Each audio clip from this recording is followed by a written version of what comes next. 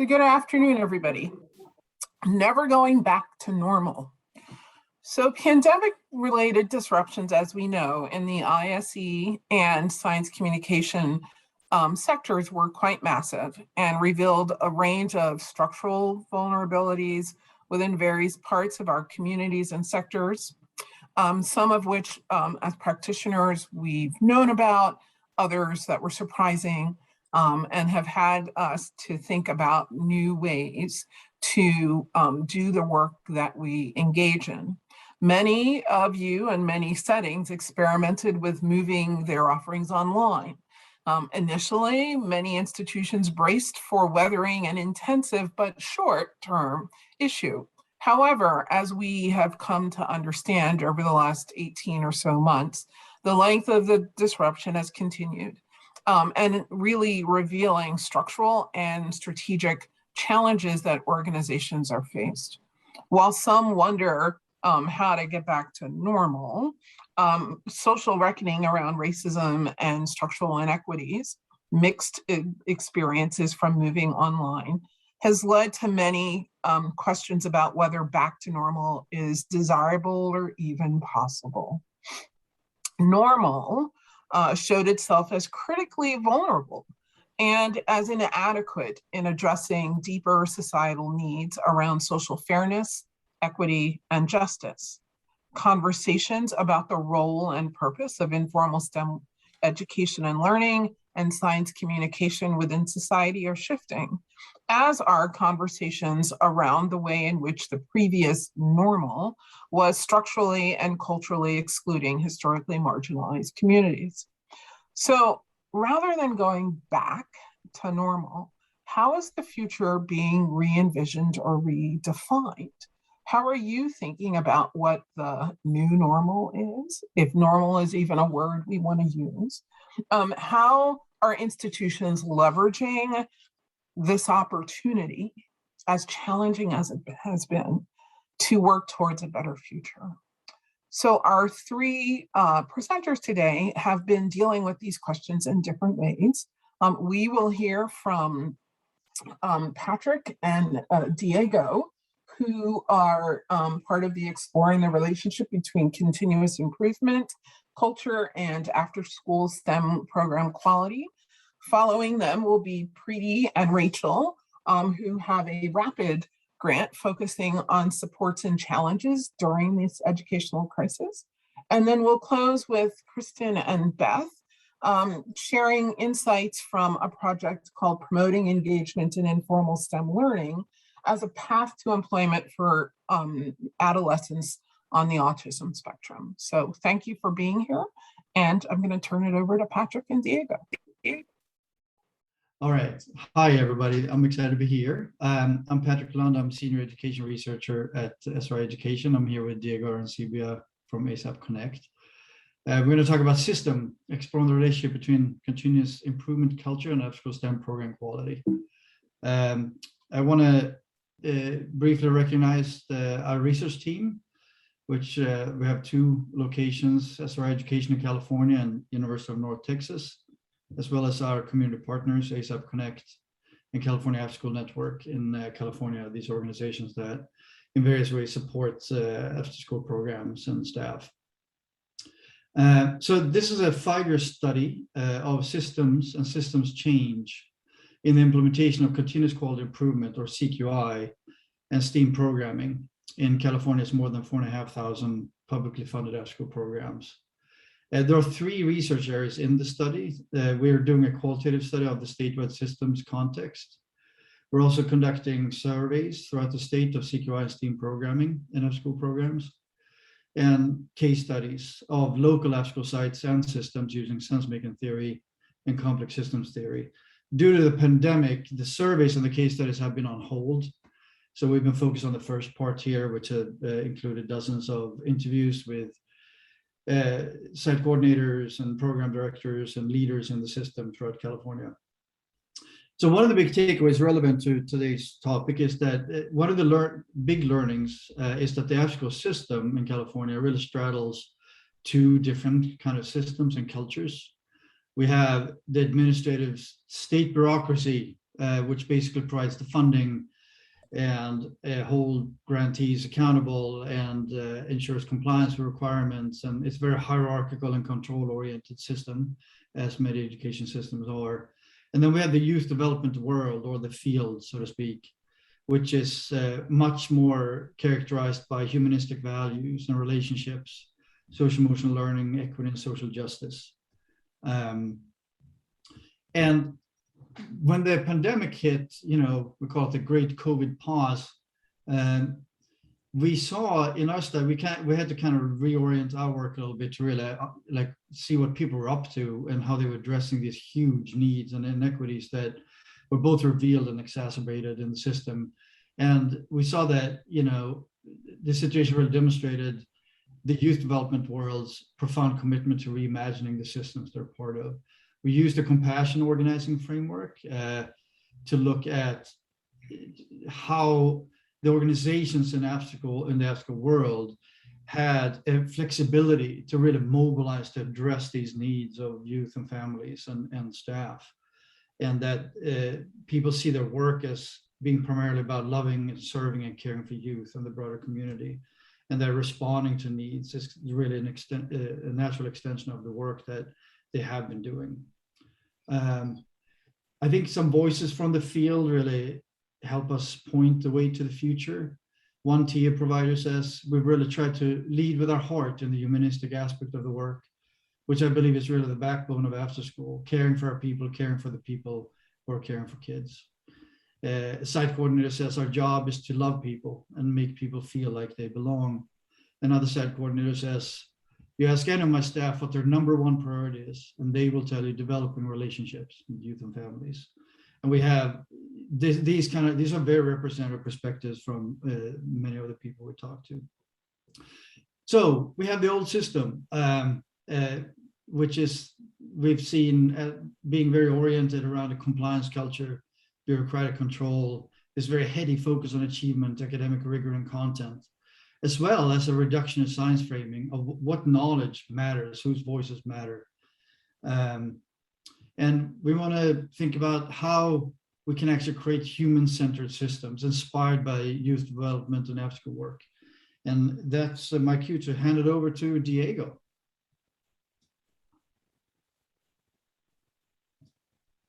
Thank you, Patrick. Okay, so let me put my timer on. Just try to pace myself. So when we're talking about creating these human-centered systems, we offer this mandala that we borrow from the Compassionate Systems in Education at MIT. And this mandala, again, instead of this hierarchical, it's trying to hold the whole. And when you're holding the whole, it sounds real good, but there's creative tension in between. So we tend to have either community building or capacity building in this kind of TA and feeling, in terms of moving organizations forward. And we hear this in the language of, that was a really great training, but I didn't get to know anybody there. Or on the flip side, hey, that was I really loved the experience, the vibe, but I didn't really learn any skill sets. So again, moving away from this either or mentality and embracing the whole, that you can have the two when you design that. Now the research and practice, these hold the creative tension. And we say research, again, for the field, we say reflection.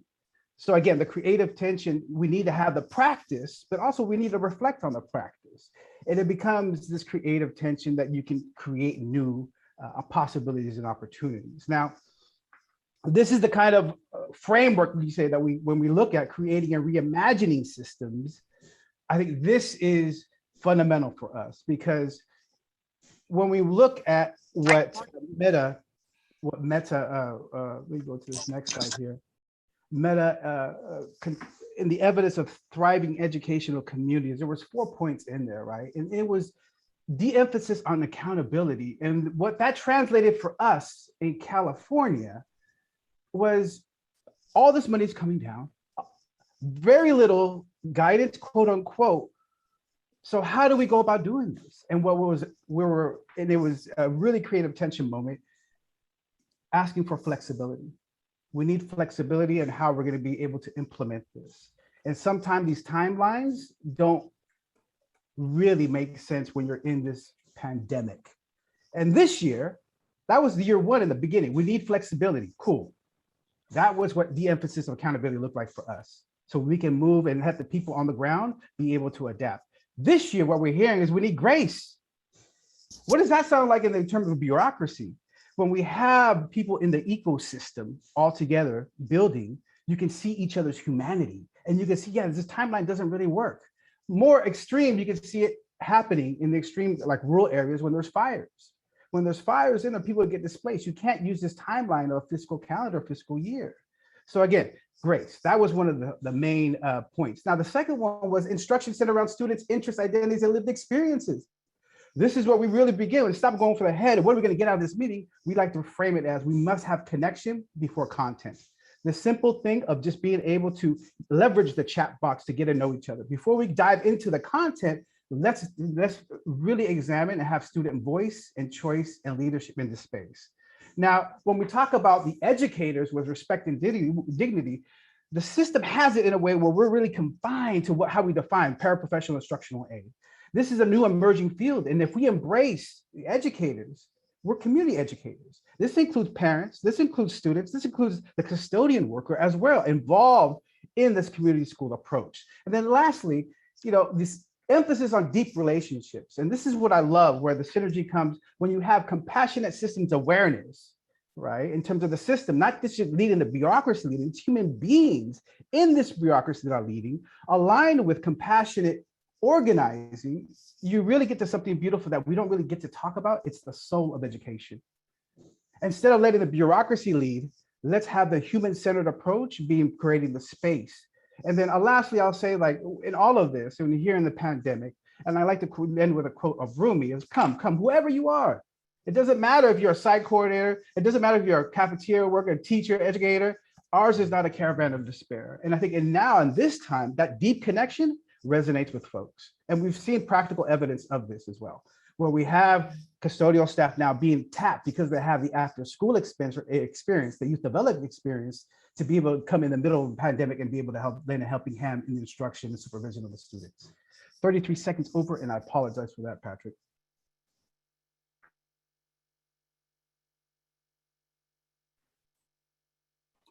Thank you both. Next up, we're going to hear from Preeti and Rachel. Hi, everybody. Rachel is going to share her screen right now, but I'll get us started. Let us know if you cannot see the slides. There's just a few.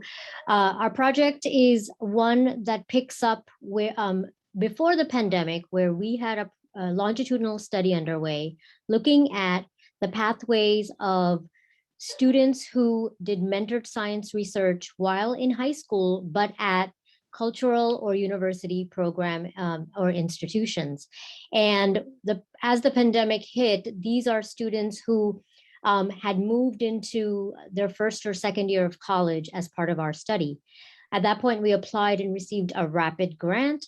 And so the RAPID grant, being a one-year project, really was about focusing on the impact of the pandemic on them as college students who by far are STEM majors. I think something like 85% of our alumni or study participants had chosen or were planning to select STEM majors. And so we all knew that college was totally getting impacted, and we knew STEM was getting impacted, and we wanted to dig into what exactly is the kind of disruption they're facing, being that these students who are the historically marginalized group already face lots of obstacles, even when there isn't a pandemic. So these are the two questions, which I won't read out. We were interested in the disruptions, but then we were interested in what are the supports and resources that they are drawing upon to mitigate the disruptions. And our goal was that whatever we learn about what they're using is something we want to share, and whatever we learn about what they wish they were using or had access to, we want to share so that we could support our colleagues in various industries to develop those resources. So real quick, it is a large study group in general. It's more than 700 students. The RAPID study was 190 students, and largely BIPOC, and there's several different data sources that informed our findings. So moving to the next slide. So 85%, not surprising, right? 85% reported significant disruptions to their academic trajectories. And what we found is that the second year students reported at a higher rate that the significance of the pandemic. So they all were affected, but the second year had a lot more to say about the intensity of disruption. And so as we our findings are now ready to be published, what we have in our findings are unpacking more about what's happening with these college students, why the second years, and in what ways those disruptions are happening, what kind of resources they are using, and the kinds of resources they wish they had. We won't talk about that today, but we do have that report ready and coming out next week. So what we want to spend our minutes on today is talking about what have we learned doing this study in a pandemic. So I'll speak on the first two and Rachel will speak on the second two. So really important. So, you read these things and you're like, well, this just seems like common knowledge. And of course you should do all these things. But we researchers are really great at talking the talk and not always doing what we say we're going to do. And so, yeah, study design must be responsive to students changing lives. No kidding, right? It should, but it's not usually, right? And so during the pandemic, these college students' lives were changing week to week. You all know this, we all know this.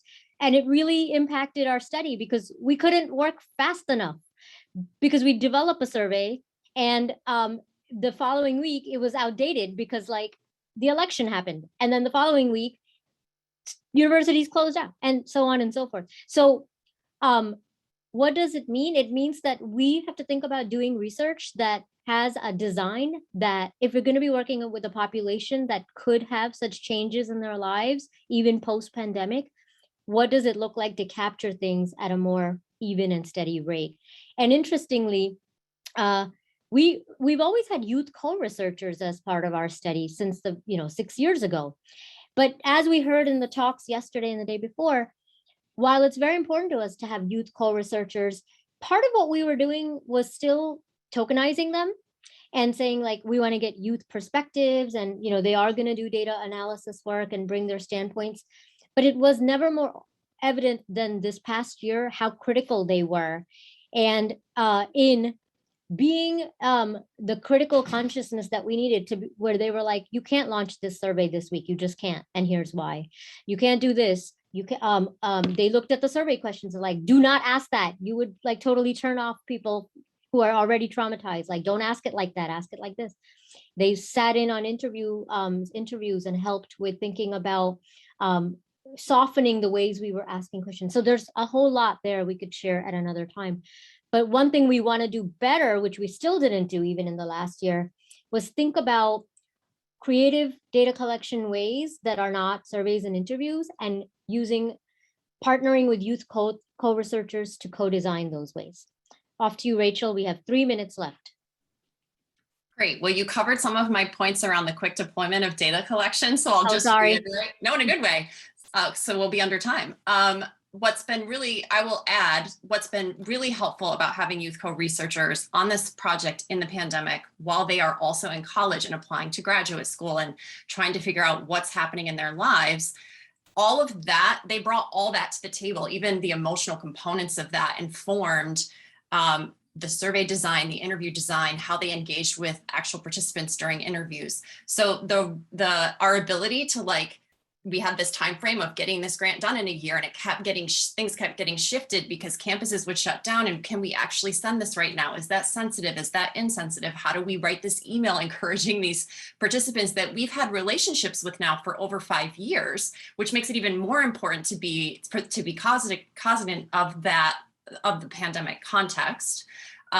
So having the co-researchers was super core, and we're trying to figure out, as Preeti said, how to do that better. And then I want to just show you a couple slides of one thing that has been really different in our research here has been our dissemination efforts. So the rapid, as all of you know, for the NSF requires rapid dissemination. And so one of the things, we've done 2 things differently in this grant that has actually changed the way we're doing this in the research and evaluation department at the museum. So one thing is we are doing visual reports in which we pull mid-project high-level findings and implications of those findings for audiences like students, families and parents, faculty who are trying to teach online, institutions that are trying to provide things like mental health resources when campuses are shut down. We published visual reports that give like very high-level findings and implications and disseminate those through social media context. We have a PDF. We're putting another one out next week. So if you check our social media, you'll see that in our website. But this, what you're seeing on this slide, is an example of the social media campaigns that we've done. You can see there's just high-level findings here, quotes from students. This one side of the screen is kind of like the visual. We had a designer, we worked with a designer to push this stuff out as we were analyzing data, which is something that we have not engaged in, as researchers at the museum. And then we also really wanted to make sure that our youth co-researchers were highlighted as collaborators, and they are always authors on our reports and publications. And we actually ended up adding additional co-researchers during the grant this last summer. Did I make it up? Did we do a good job? Under 6 minutes. Absolutely. Absolutely. All right. And last but not least, Kristen and Beth. Hi, everyone. I'm going to let Kristen start us off.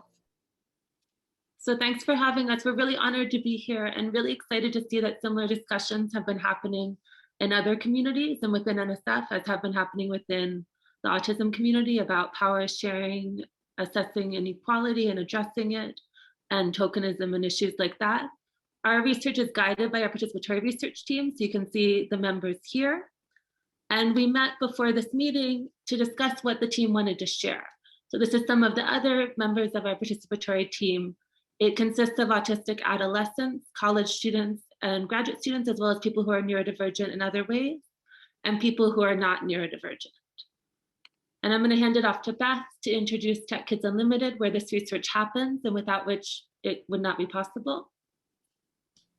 Thanks, Kristen. Again, I'm also very honored to be here. And as an executive director of a nonprofit, it's just a great honor to be part of the NSF community and to have an award with my collaborators. So Tech Kids Unlimited was founded by me, really for my son.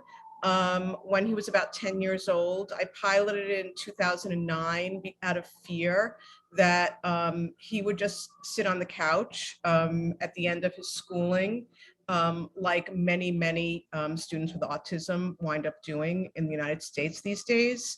And, you know, so we started a nonprofit really organically in 2014.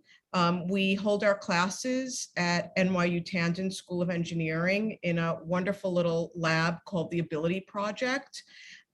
Kristen and I met through a doctoral student of hers that came to me from another professor and as my evaluator. And so over a couple of years, we got to know each other. I immediately put her on our advisory board. And then this like sort of beautiful organic relationship happened between a nonprofit community organization and an incredible research team. So, you know, what we like, I like to say to people like, okay, like, you know, Black Girls Code, you know, Girls Who Code. Well, this is like Students with Autism Code. And that's kind of what Tech Kids Unlimited is, with an eye towards really individualized, a lot of adults in the classroom, and, you know, using the tools of technology. So one thing that we've always seen about our kids, and we go from age 7 to about 21, 22 in different programs, we have 10 different programs, is that, you know, they are incredibly talented. They are creative, they're interested, they want to be producers and authors of digital culture. They just don't want to be consumers. They want to do what their neurotypical peers are doing, which is to make stuff. And so their symptoms really, you know, whatever their symptoms, like what, you know, whatever we call, you know, autism, what is autism, et cetera. But we really try to use a strength-based approach when we are working with our students. And so our study aims are to use data to effectively engage neurodivergent students to empower them to get careers that suit them because they encounter pronounced barriers getting those types of careers. And so I'm going to just highlight the research aims really briefly to set this up. So our study is super iterative and we revise continuously based on student feedback and also based on our participatory research team. So this past summer, we conducted 2 game design workshops and iteratively revised in between and are going to use data from them to revise again for next year when we add an internship component and then revise again for the following year. So students rated their engagement with different types of structured opportunities to learn using a rating scale that we developed with our participatory team that was drawn by an autistic artist.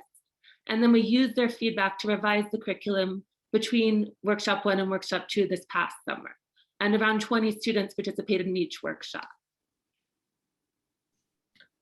I would say that one of the things that we are really trying to hone in on is really what motivates students with autism to learn.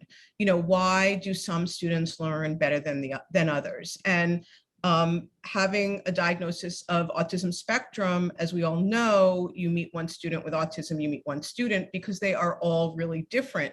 And some students do really have a great attentional profile, but other students are completely comorbid and tons of other things sort of get in the way of their learning. It could be something as simple as central auditory processing, which means that their hearing is so good, they can hear the hum of the air conditioner, and that in and of itself will be distracting to them. Of course, we had planned this study, as everyone else has had, you know, prior to the pandemic, as a in-person study using games and having students create games. However, hence the pandemic, and we switched to virtual, which was actually a wonderful thing because we were able to get a bigger a number of students from across the United States, which was very, very exciting to us. So the shift to online allowed us to have a more diverse sample, although diversity remained an issue, but also it highlighted and magnified inequalities like everyone's been talking about here. And these are some of the inequalities our participatory research team wanted people to think about, that there's no one size fits all in education. As Julie was saying, the drive to return to normal can be very, very counterproductive. In the autism community, people criticize the idea that there is any normal at all, as that's rooted in ideas about eugenics. Autistic people and people who are diverse in other ways face really pronounced structural barriers. And the work to address this has been too narrowly focused in terms of the jobs that they're trying to help people get, and also the people they're trying to help. And also education and research has contributed to stigmatizing narratives sometimes instead of helping them. And there's a really powerful piece written by an autistic scholar that just came out that I really highly recommend as relevant beyond the autism field. So of course, what we know, and a lot of people have talked about this, is that the little kids seem to not really little kids really don't learn well online. Little kids with autism there's a lot of anxiety, there's a lot of distraction, and they need a one-to-one sort of looking over them as they, you know, are working. But you know, also, you know, the idea that we are having like diverse perspectives from California to Texas to Maine to New York City was really wonderful for us because the students got to meet each other, you know, online, and they got to share experiences, you know, however tense they might have been given, you know, the country's tensions and, you know, COVID and vaccinations, you know, et cetera. And then the interesting thing about working with students online, I think in general, as we, you know, all teach, is those little black boxes, you know, that we see online that students do not want to show their faces, you know, they do want to show their faces, or some do or some don't. And, you know, obviously, you know, when they don't, it's definitely, you know, more difficult to engage them. And since students with autism, you know, their facial expressions are very important, that becomes problematic as we're trying to teach them.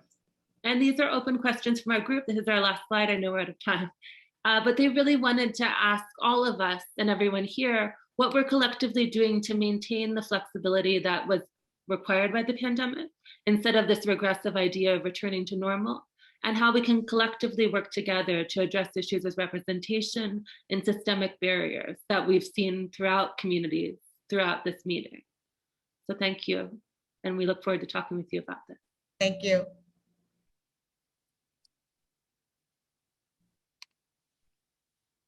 Julie, I'm going to hand it over to you to reflect, please. Lots of wonderful ideas and there. So, so I will not do justice, nor am I going to try, actually, because I think the benefit to people here is being able to continue the conversation.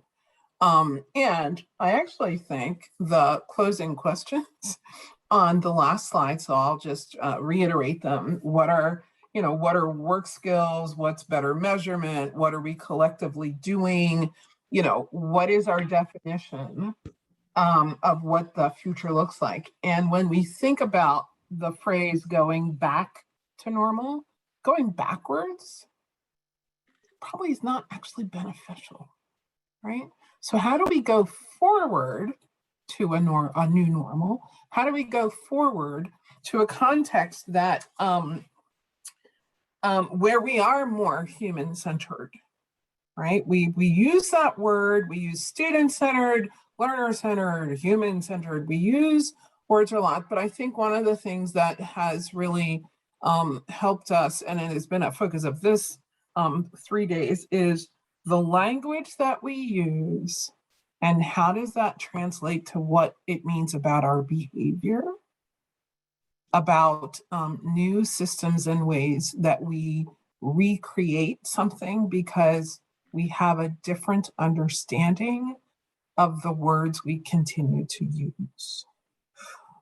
So how do we truly become learner, student, person-centered?